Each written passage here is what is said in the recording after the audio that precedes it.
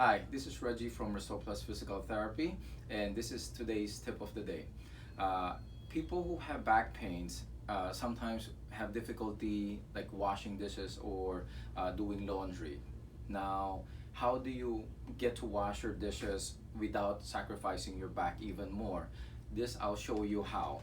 All right, so let's say for example I'm washing dishes or anything, basically washing hands or even like preparing food or vegetables. uh, let's say if it's in this height, what I would want you to do is get a step stool.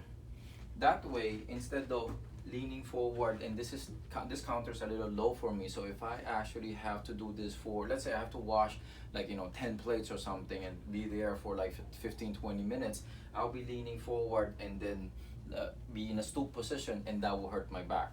So what I want you to do is have a step stool, put one foot up, not both, just one foot up, so the knee's gonna be bent.